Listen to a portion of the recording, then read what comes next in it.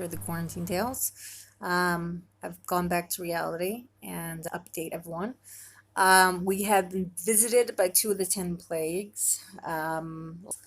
Somehow a frog got into the house and it's loose, and the cat won't touch it. I don't know why, but we definitely hear it. And lice, which is very common in Israel, but when one kid gets it, they all get it.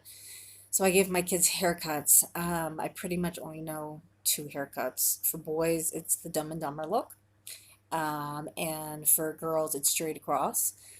I did learn there were two new insults in my house. When I cut one girl's hair, the other one said to one, "Your hair looks like a wig," which made the other one cry. And then she retorted with, "Well, your hair looks like the coronavirus."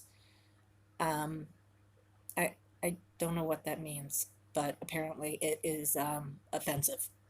Um, we played a couple games that maybe you would like to play in your house as well. Probably not. But one of the games we played was Name That Gas. And I'm not talking about the periodic table. Apparently, when you live in close quarters with somebody, you can actually know what their body odor smells like or the odor they are giving out. So my kids can name or try to name if gas comes from one of my children who emanated it. That was one game. And then another game we played today was if you have cats that are unneutered, you know this game is where did the cat spray? It usually works well in rooms that have lots of stuff in them. So you can't find where the cat actually sprayed, but the smell is unmistakable, and you have to find where it is.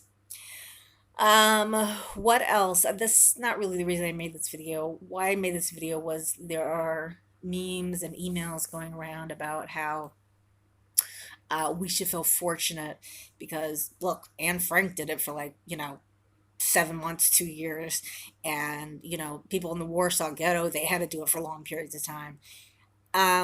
So one thing I noticed was that no one under the age of 65 is sending that because they're obviously not stuck home with kids. And two, have you met kids of this generation? They are nothing like they kids were long ago. They were in that like seen and not heard phase, which doesn't exist now. Now kids are seen and heard more than adults.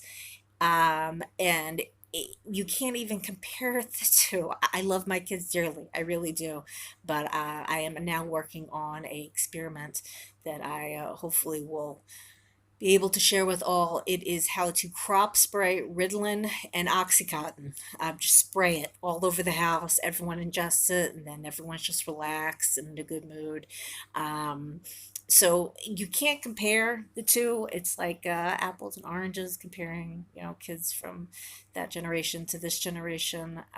So please stop sending it because it's not true. And yes, we are very fortunate to live in these times when we have plenty of things like YouTube and internet and Curious George and Fireman Sam and all those other things. But kids today, what they used to be.